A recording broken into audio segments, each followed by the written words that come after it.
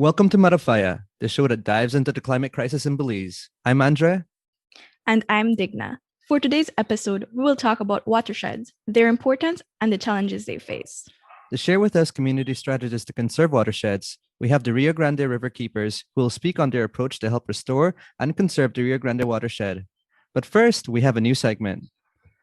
I think that for a lot of us concerned about the environment, we struggle with how to balance despair for all we're losing, along with gratitude for all that remains and that we're fighting for. In the spirit of that balance, we are starting a new segment called Moment of Gratitude, 1 Minute of Rage. Each week, Andrea and I will swap a moment of gratitude for a minute of rage on any topic that's been on our mind in the past week. Before recording, we flipped a coin and I will be starting us off with a moment of gratitude. With everything that's been going on this past year, it's been a struggle for many, including myself. And I found myself lately in a very dark place, I would say, where it's difficult to sometimes count my blessings. So I'm really glad that Andrea and I started this segment because I find that it would help us a lot. And one thing I'm definitely most grateful for is that another week has passed and my family and I, we are still healthy. Thankfully, none of them have gotten COVID so far. So I'm very happy for that. We still have 3 meals on the table. We still have a roof on top of our heads. And sometimes we overlook simple stuff like that. But I am very happy and grateful for having that until today. Oh, Digna, I'm really glad to hear that. Yeah, that is like something that a lot of people are deprived of, those basic things. And we all are deserving of it, everybody who's alive. So I'm grateful for the moment of gratitude you shared with us today. So now it's my turn with my minute of rage, and I'm starting the clock now.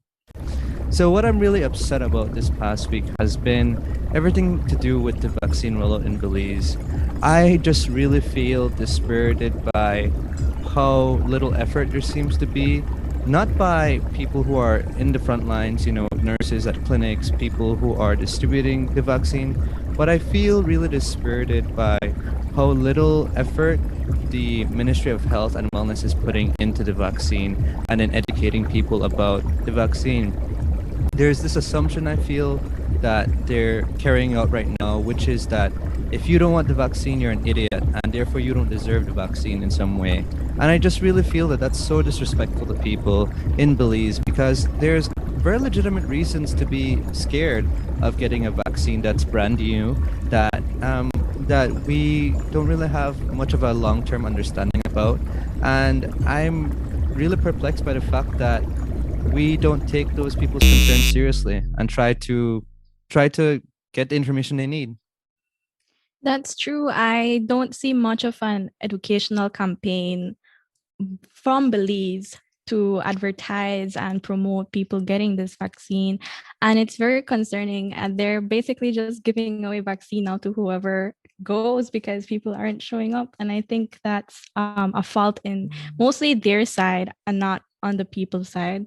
Yeah, exactly. The people are going to do what they think is safe and appropriate, and if they are not doing what the minister thinks is appropriate, then isn't that the job of the government, is to find the means to meet people where they're at and try to get them on board for policies that are going to better help people. So my minute of rage is also a preview in some ways of a future episode that I'm not yet sure when we're going to do it. It's going to be soon, but it is going to be on the COVID-19 vaccine, and we are soliciting questions from our audience about the AstraZeneca vaccine rollout. And we really just want to, my general idea right now is to get a team of experts to form a panel, and then Digna and I will have those people on and then have them help us answer questions. So please send us your questions. If you have them, we would love to receive them and get more information out there to you and find other ways of getting that to the public. Because if the government isn't going to really do this for us in these particular ways, then we can do this. I think we can do this. So today's topic is watersheds. We wanted to discuss this topic because of our ongoing concern with the mismanagement of watersheds through the country. From the Rio Bravo to the New River to the Monkey River, all the water that provides life for human courses through Belize and faces threats from human activity, including industrial and commercial waste, as well as mineral extraction projects. This is the first time in a series of episodes we'll be doing looking at Belize's watersheds, the problems they face, and the communities doing something about them. But first, Andre, you staying hydrated these days? Digna, I really try to. I think hydration is probably one of the top five thoughts I have in a given day. I treat drinking water like one of the major assignments in a day. I wake up, I drink a glass, I go for a walk, I drink another. After my first cup of coffee, I drink another cup of water. In our house, we go through about 20 gallons of just drinking water a week between three adults and two children. Then there's the water we use to shower, wash, water the garden. So water is just a part of the everyday routine here for us, like it is for most people who have access to it. I wish I could say I drink as much water as you, but I find it very difficult to keep hydrated. I have to be like that type of tired to actually think that I need some water. But yes, there's hardly anything as essential, and yet we don't generally learn much about it. In school, yes, we learn of the water cycle, the basics of the water cycle. When it rains, the water falls into a catchment basin. The water that is not evaporated or transpired infiltrates into the soil or deeper aquifers, flows up into rivers, or rolls over the land into streams and rivers as surface flow until they eventually reach the seas and oceans again. But the function of watersheds wasn't really something we spoke about. Yeah, totally. I don't even think I learned the word watershed until I was an adult or what that even is. And talking about it now, I feel like I still don't know an exact definition. Like I know what it is, but I don't have a good idea. Do you have a way of like explaining that to us? Did you find anything? Yeah, totally. I resonate with you on that. In my early days in primary school, I never did learn about it. I recently learned about it when I started my degree in environmental science. That's the only way I Mhm. know of that term. But a watershed is a piece of land which all water flows as it enters a body of water, example, the river. It sheds water into a specific water body. It acts as a collection, storage, processing, transport, and distribution system for water, sediments, living organisms, energy, and pollution. So we need a healthy watershed because a healthy watershed equals ecosystem services, economical, physical, and health benefits. They perform free work for us, meaning we don't have to worry about paying for their services. In Belize, we have 39 identifiable watersheds, of which 19 are considered major ones. Five of them are transboundary watersheds, meaning they cross national borders. You mentioned they provided ecosystem services, Digna. Like what, for example? I mean, in addition to giving people water to drink and some places to wash their clothes or anything else, wash their bodies, how else do watersheds help people and other organisms? To put it concisely, there's four major ecosystem services watersheds provide. They improve water quality. Their natural landscapes and floodplains filter pollutants from point and non-point sources. They promote nutrient cycling and help retain sediment. They also act as carbon storage opportunities. Watersheds with intact natural land cover and soil resources are capable of sequestering carbon, thereby offsetting greenhouse gas emissions. They also help with increased resilience in the face of climate change threats. When we have intact floodplains and riparian areas, they enable healthy watersheds to be better adapted to more extreme weather patterns and the changes in precipitation associated with climate change. Lastly, they reduce risk for invasive species colonization. Naturally functioning ecosystems are more resilient and can favor indigenous species, helping them outcompete invasive species. Geez, that is so much more than I knew about. I knew about their benefits to water quality and carbon storage, but how they help to reduce the risk of invasive species, that's pretty new to me. And you say on top of all of that, there's economic benefits. Well, sometimes when I hear economic benefits, I feel a little bit that feels a little bit fishy because that usually ends up meaning like there's a way to get rich off this. Is that what you're meaning by economic benefits here? No. When it comes to economic benefits, what I mean is that because of the ecosystems they provide, they act as a filter for the water, so it reduces drinking water treatment and infrastructure cost. A review of treatment costs and watershed characteristics for 27 drinking water utilities found that for every 10% increase in forest cover of the source water area, chemical and treatment costs, it decreases by 20%. This was a paper, I think it was a review paper published by Ernst in 2004. And I found this because it was cited in the US Environmental Protection Agency. And they also mentioned a separate case in New York City that New York City found it significantly more cost effective to protect the watershed's natural land cover and forest to provide natural filtration rather than installing a multi-billion dollar water treatment. Which makes sense because water quality monitoring is an expensive process. So to me, the smarter move would be to conserve the area instead of throwing money to fix a problem that was caused by our carelessness. Wow, that feels like it's ringing so many bells right now. You do prevention rather than cure. What else? So it also reduces flood mitigation cost. Again, I'm mentioning floodplains and natural landscapes. Like that's very important for our environment because these also minimize the area and impacts of floods. They reduce the burden on public draining infrastructure and increase groundwater recharge. It also provides increased revenues and jobs. I mean, Belize as an ecotourism destination, we having healthy watersheds provide ample opportunities for fishing, boating, swimming, hiking, biking, wildlife viewing. We depend on these stuff. Like tourists, that's what they like, and locals, me as well. I like going out and experiencing the natural beauties Belize has to offer. And lastly, it also increases property value. Houses with healthy surrounding ecosystem and greenery tend to be more expensive. In Belize, for example, the most expensive properties can be found in the beachfront with ocean view, and they range from $205,000 Belizean dollars to $2,930,000, according to the Global Property Guide. So yeah, having greenery, I mean, it's worth it. I would pay that amount instead of living into like a sort of deteriorated city-like environment. That's my personal choice. The village gal opinion. Yes. So with all that, why does it seem like humans struggle to take care of such an important ecological feature?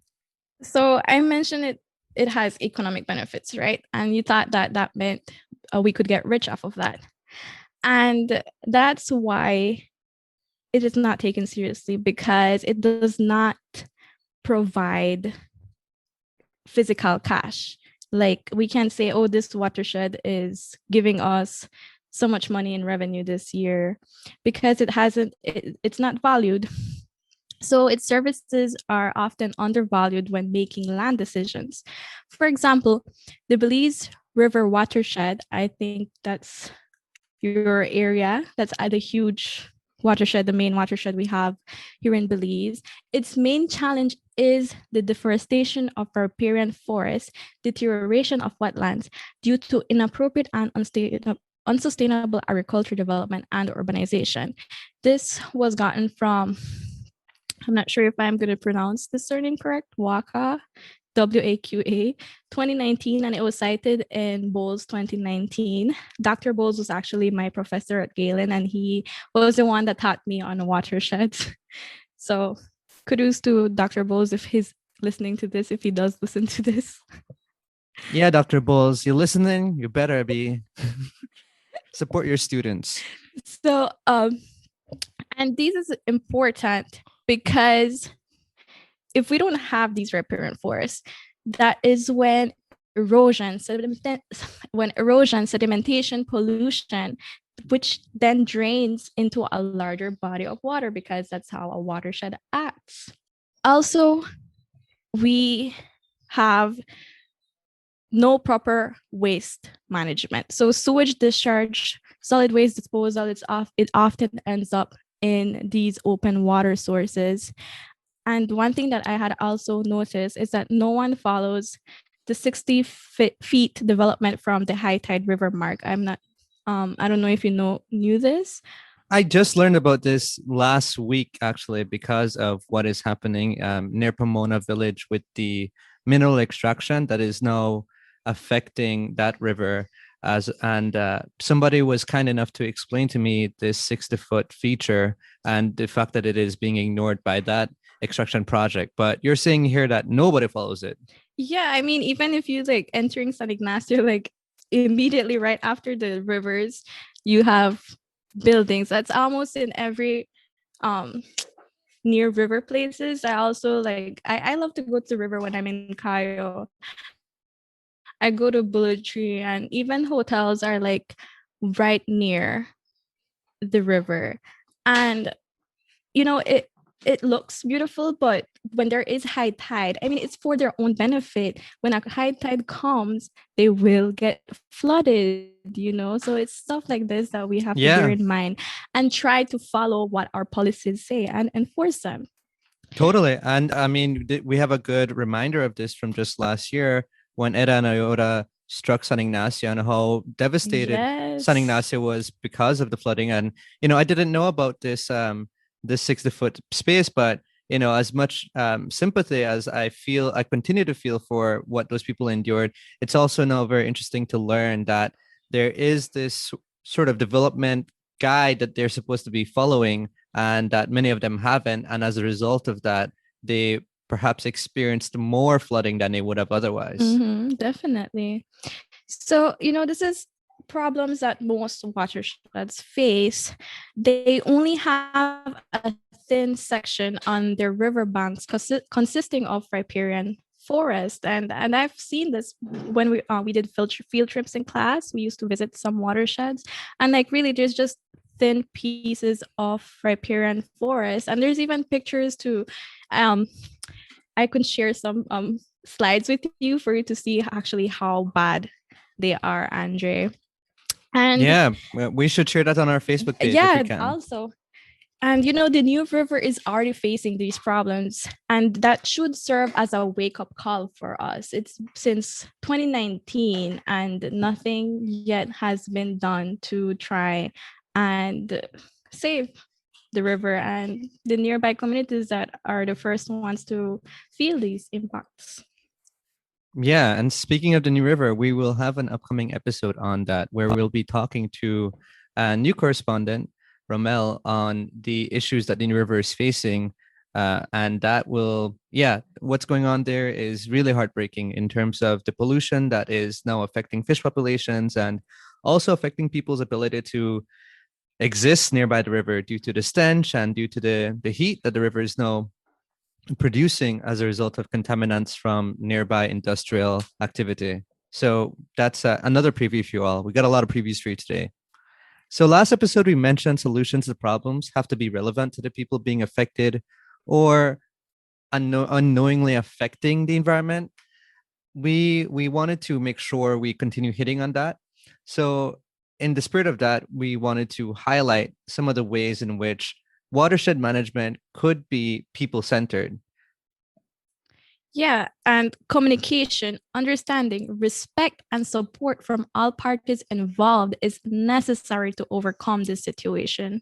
Solutions like aiding farmers with alternatives so that they do not heavily depend on pesticides and fertilizers, as well as increased prices for their crops to lessen the pressure on producing vast quantities of whatever crop they're focused on.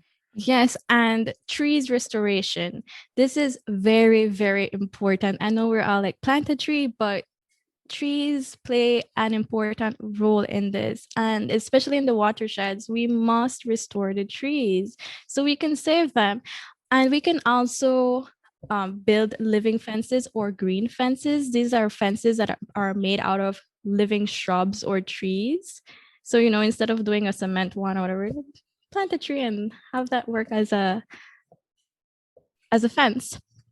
We also need bioremediation systems for farm discharge, nitrogen fixing crops. All of these can contribute to nutrient rich soils, crops, livestock, healthier agricultural products, and food, which then helps enhance the biodiversity and improves food security. According to Dr. Bowles' papers, these strategies have already been developed over many years of research in Turrialba, Costa Rica. So it's not something that, oh, we're going to test and see if it works. Like, no, it's proven that it works already. So, these are some stuff that Belize can implement in order to help save the watersheds. Yeah, and what's so notable about these solutions you offer is that all of them are systems-based solutions that are not heavily technologically centered, right? They're mostly about trying to get the ecosystem back to a state where it can produce its natural functions.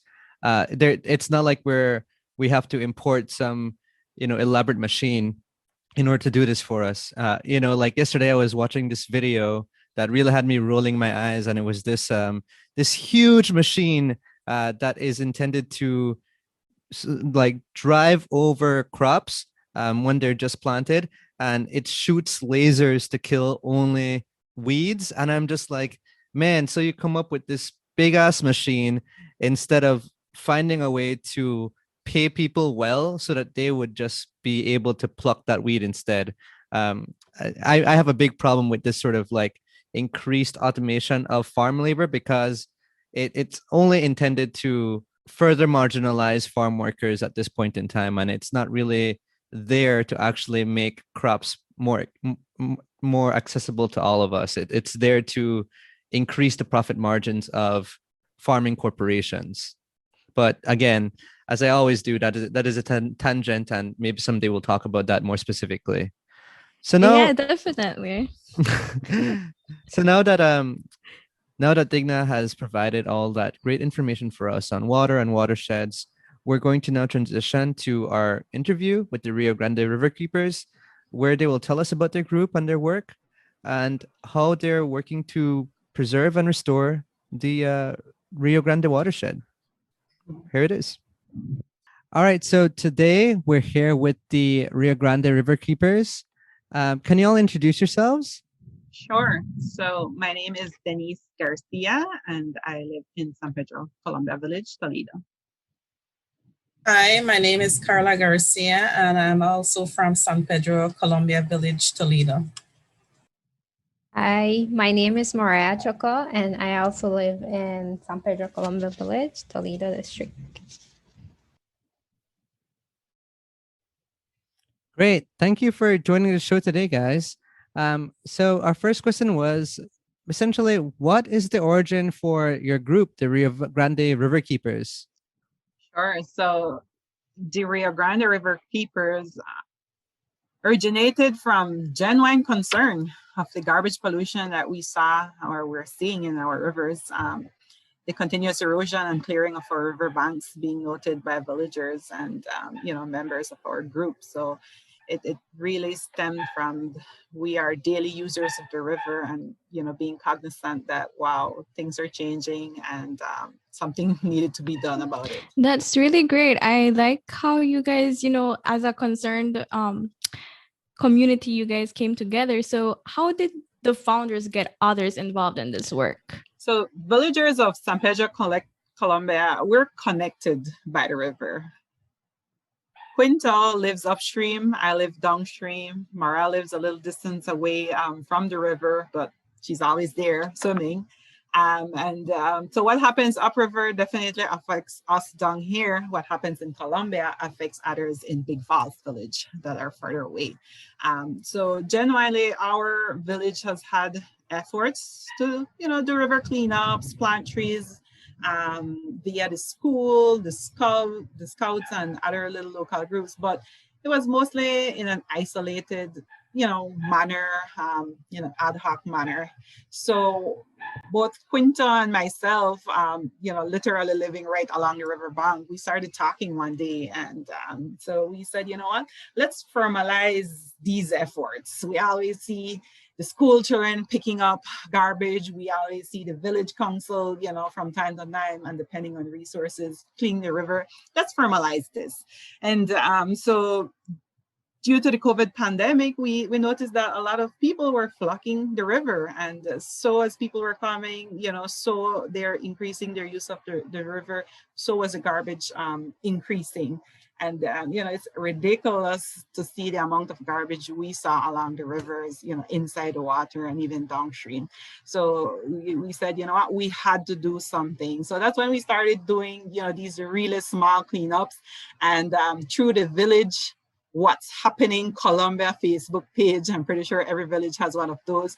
We started like advertising, hey, join us on X day and X time, and let's clean the river. So that's how myself and Quinto started garnering help from other villagers. Okay, so just to give a follow-up with Miss Denise here. So as she mentioned, she posted on the What's Happening San Pedro Colombia community-based page. And I saw the post there actually. She was reaching out for volunteers, and that's how I get started in helping them. So she arranged a day for me to join the cleanup campaign along with Quinto.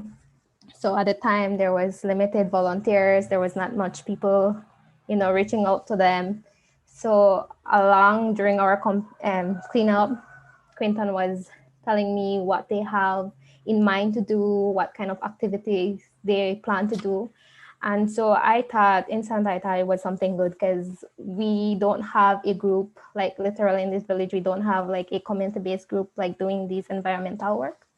So besides other organizations, but in the village, none for itself. So I told him that, maybe we should open a Facebook page, and Miss Denise called a meeting, and that's how we started. And at the time I told them to get more volunteers. I think it's really good to open a Facebook page because it was during COVID and many were drawn to social media. Everybody is selling on social media, advertising. So that's how our group went and ventured to do a social media page, and we asked for volunteers, shared picture, what we're doing.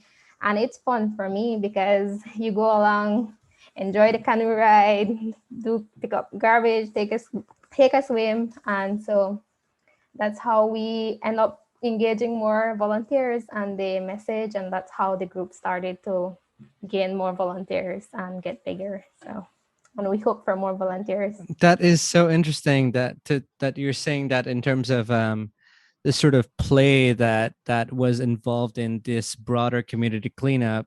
So that does make sense then, when I remember reading that a lot of the river keepers are kids.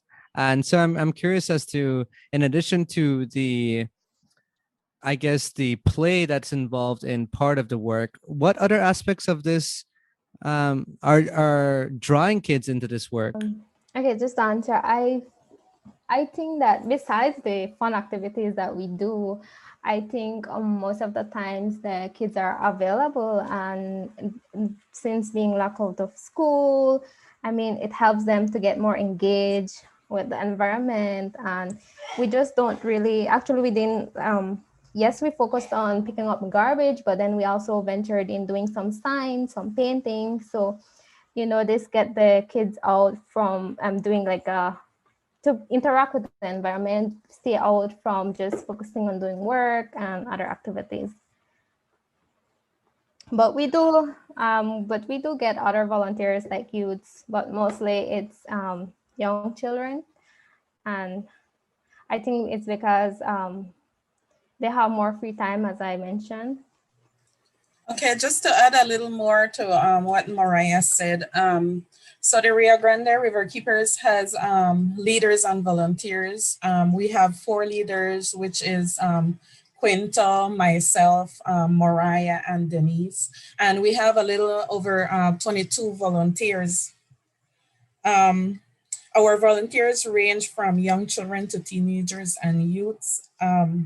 Rio Grande River Keepers volunteers are involved in cleanups, garbage, and sorting, as well as recording the pounds, the amount of pounds, the garbage, whether it's cloth, we have plastics, we have glass bottles, pint bottles, beer bottles. They engage in tree planting. They also, at the same time, they also discover the different parts of the river, the different areas. We do designing and painting signs. At the same time, they converse about the river among other activities. Yes, it is an unpleasant work dealing with garbage. Perhaps that is the reason we don't have more volunteers, especially older persons.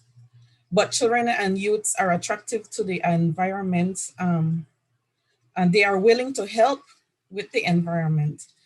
But it is not only garbage that we are defined by, there are more strategies the group are developing and will employ.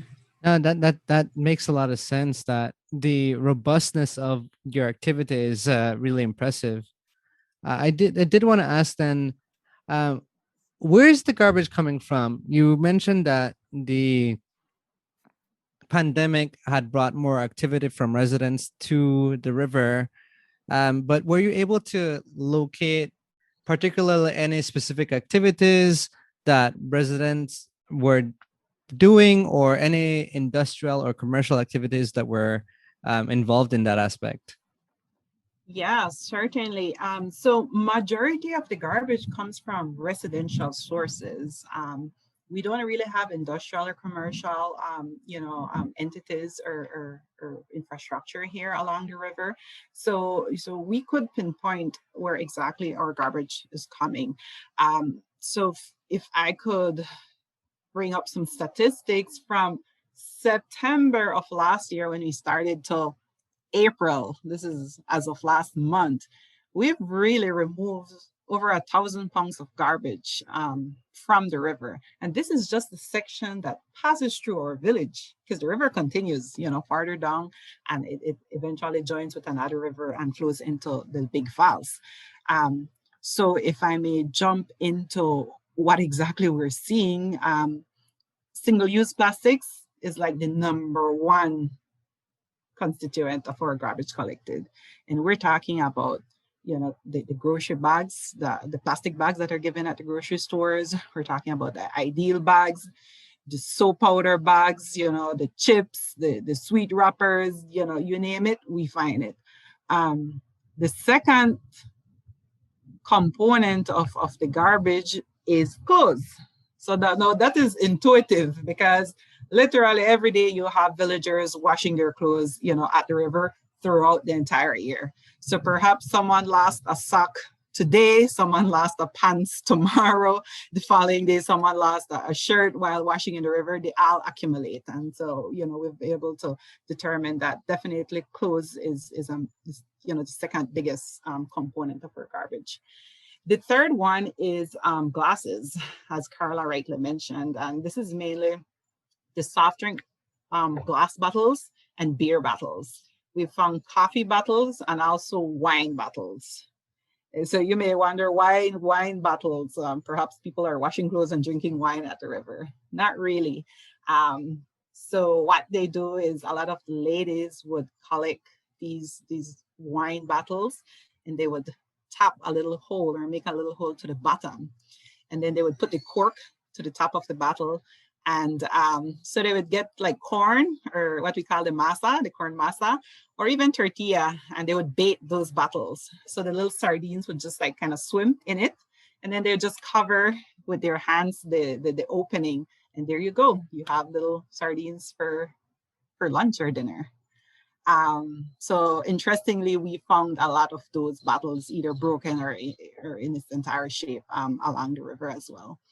And the fourth constituent of the garbage is no other than plastic bottles. And we're talking about, the soft drink bottles, bleach bottles, the clothes softeners, what we call the dongne, rum bottles. We even found pesticide bottles in the river. So really, most of the garbage that we collect, are from direct users of the river, either for washing, people who are bathing, or people who are recreating. And we know, a lot of our women and children spend a lot of time, especially during the day, at the river. We know our youths hang out at the river with their friends to recreate.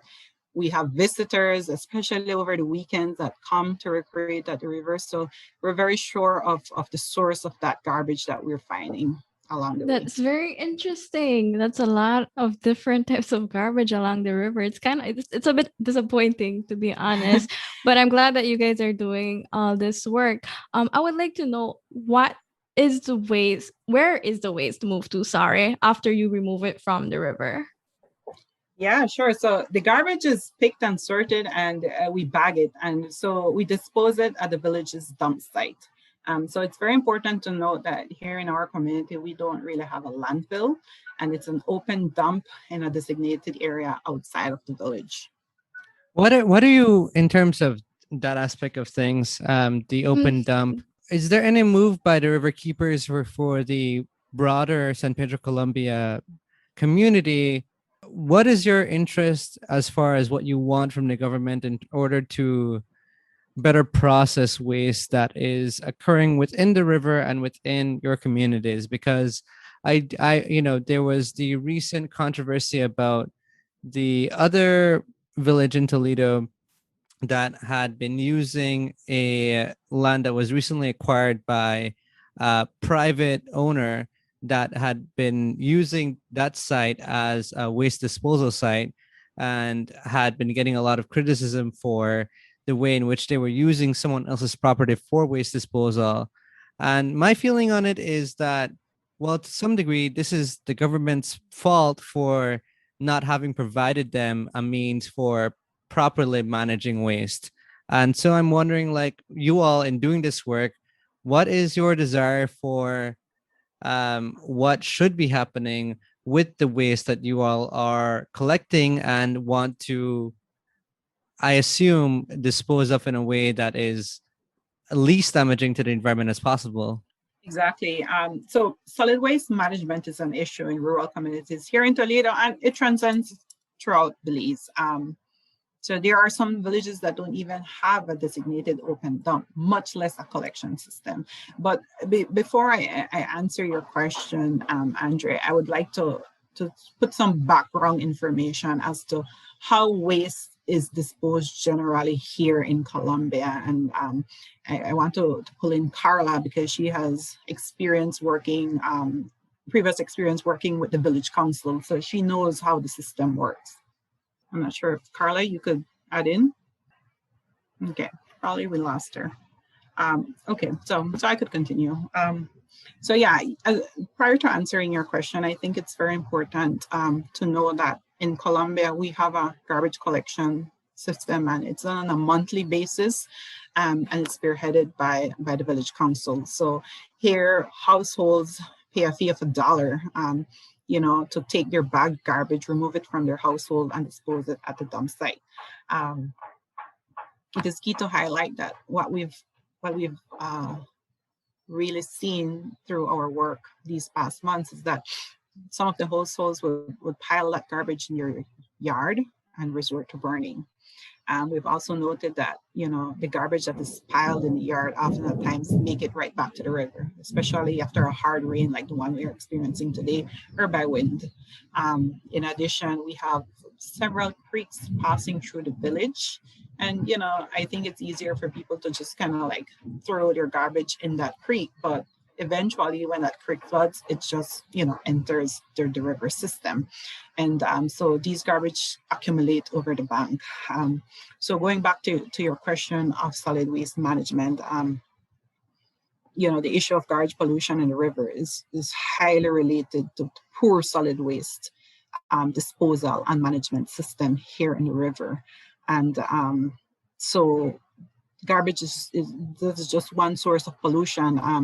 I think for us as the Rio Grande River Keepers is how can we work with our local leaders, work with the village council, the alcalde system that we have here, our second alcalde, how can we work with our minister, Minister of Rural Development, and create a mechanism where we could manage solid waste, not only in Colombia, but in rural communities. So, as much as we love our home, we are not the only ones suffering from this issue. At least we have an open dump. There are communities who don't have nothing, much less a collection system.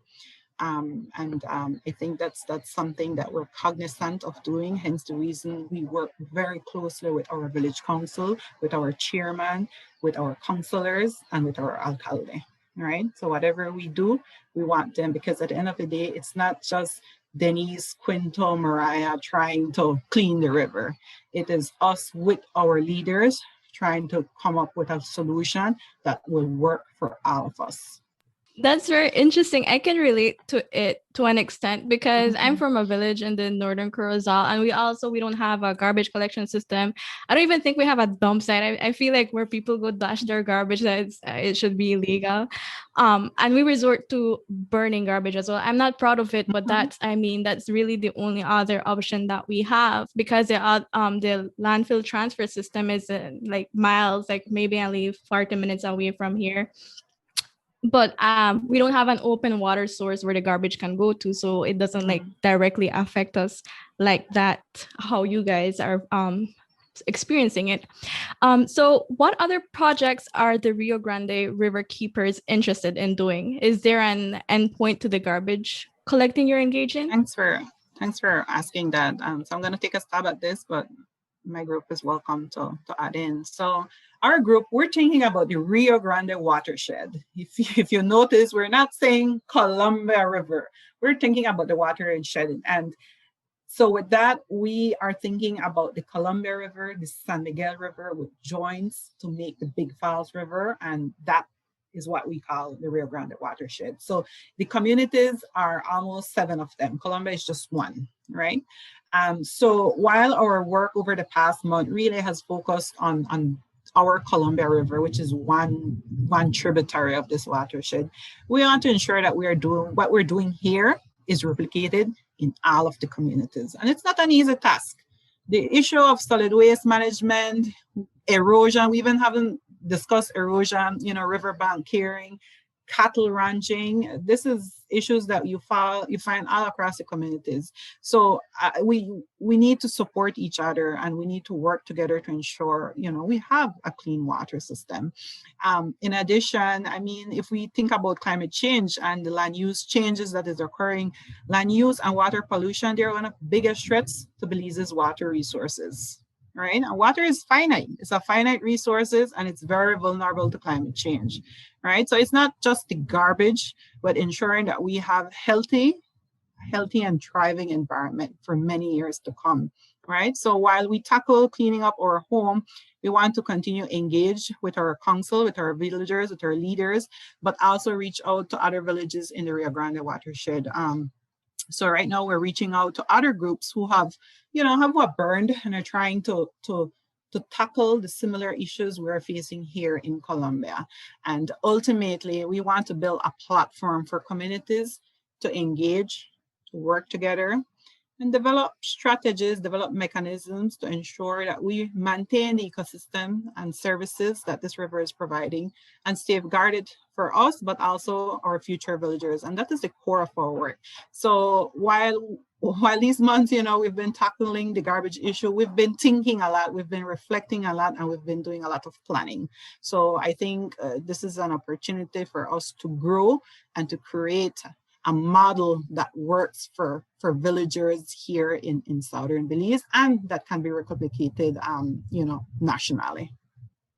Thank you so much for that response, because I really do admire the specific aspect you talk about, where you're not looking solely towards the idea of localized cleanup of the river at the San Pedro Columbia area, but thinking more expansively in terms of the entire watershed and linking people together.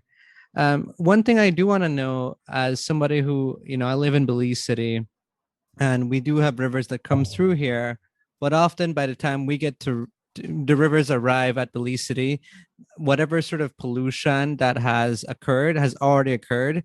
So I'm very much interested in knowing, like, what can people like me do in order to support the work of communities like yours, which are closer to the source of where activities are happening, and ways that we can engage in the work and support in that work to ensure that our watersheds nationwide can be better protected. Yes, most certainly. I want to highlight that our efforts are volunteer-based.